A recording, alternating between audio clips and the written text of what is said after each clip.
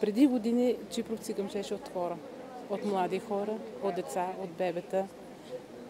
Много хора почнаха да умират, останахме много малко. 700-800 човека дали имаме в Чипровци в момента, макар че може да се води на 1000.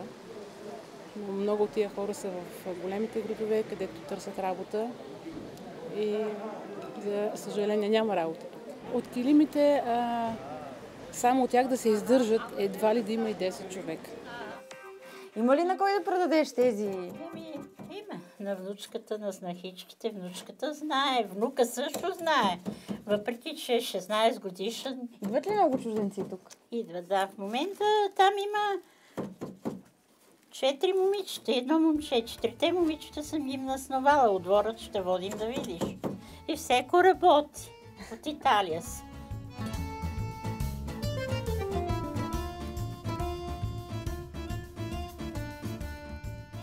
Как сте? Добре, благодаря. Харесва ли ви Чипровци? Да, много. Да, много. Много хубаво село. Много хубаво село. Какво ти харесва тук? И център, и килими.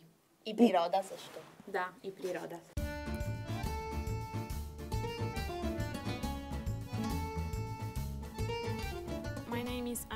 Аз съм Ана от Португалия. На 21 години съм и уча индустриален дизайн. В България най-интересно ми беше да се запозная с чипровските килими, защото се правят само от естествени материали и всичко се прави на ръка. Много ми хареса и още следващата година бих се върнала в България отново.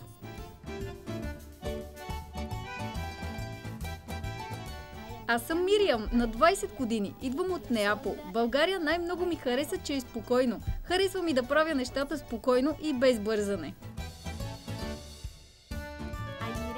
Аз съм Ирене, от Милано съм и съм на 29 години. Уча културна антропология. Живея 3 месеца в Котел и много ми хареса, защото ние станахме част от общността в селото. И така научихме всичко за това място и хората там. Там се чувствах като у дома си. Направих една малка книжка за традиционните български билки. Нарисувах ги сама и добавих малки текстове с легенди, свързани с тези билки. Най-любимата ми подправка е джодженът, защото и ние я слагаме в супите ни. Лайката също. Видях я на Еньов ден. Тогава участвахме в целия ритуал в Котел. Облякохме се с традиционни дрехи, събирахме билки. Беше много интересно. Но от всички места най-много ми хареса Медвен. Намира се близо до Котел. Това е много малко село, но имаше магическа атмосфера. Дори повече от Жеравна, защото тя като че ли е повече за туристи. Ако ти вържа ръцете, ще можеш ли да говориш? Не, невъзможно е. Аз съм Франческо от Флоренция. Уча реклама. В България най-много ми харесва Варна. Има много кръчми, барове по брега на морето. Невероятно. Аз съм Ана, на 27 години. Идвам от Миняно, малък град до Милано. От България ще запомня мекиците за закуска и гювече за вечеря. Много се радвам, че успях да се науча да правя традиционните килими и това, че участвах в ритуала Еньов ден през юни. Вие дори сте се научили как да правите известните български чипровски килими. Да, научихме се как да правим такива малки килими като сувенири. Не от големите, защото е много трудно. А научихте ли нещо за историята и символите в такани в килимите? Да. Нашият проект е свързан с символа канатица, който може да бъде намерен на различни места по света. Затова научихме повече за този символ. Той е за здравето на семейството, гони лошите духове от дома. Други символи са макаса, каракачката и дървото на живота. Какво друго се научихте да правите, докато бяхте в България? Тиганици! Това е храна, която опитахме в Котел. Сладко е, прилича на звезда, поръсена с захар. Много прилича на мекиците, но се прави с един специален инструмент, с който се пържи тестото. А какво ви харесва повече, американските понички или мекиците? Със сигурност мекиците. Мекици за закуска ми е любимо. Тук ядем само традиционна българска храна, като гювеч. Чушки с попа. Храната е различна. Когато си италянец и отидеш в чужбина, има едни неща, които винаги ти правят впечатление. Майонезата на пицата.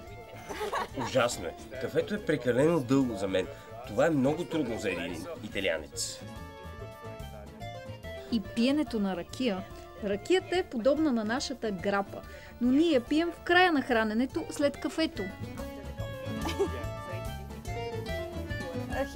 Да, ние я пием през цялото време. Ти опита ли ракия?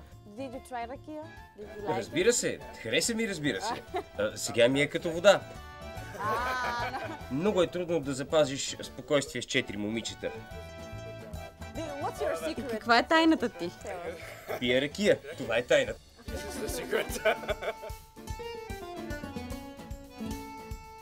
Докато сте тук, успяхте ли да опознаете повече българите? Да, когато пристигнахме в България, първо бяхме в Чипровци, Велинград и Котел. Беше трудно да си комуникираме с хората в началото, но като поживяхме в тези малки градове, се научихме да осъществяваме контакт с хората и да опознаем истинската България извън големия град. Защото се опитвахме да говорим само на български с хората и така научихме повече неща. Ако си в голям град, ще говориш само на английски и така няма да изживееш и да научиш много неща. Трудно е да научиш толкова различен език като българския, но успяхме да се справим. Когато имаме ваканция, обикаляме цяла България сами и се справяме. Можем да си говорим с хората дори в по-малките градове. Мисля, че на мен най-много ми хареса Шипка. Църквата, монумента и Бузлуджа заради уникалната атмосфера. Такова място не можеш да намериш в Италия. Огромно, монументално и в същото време изоставено.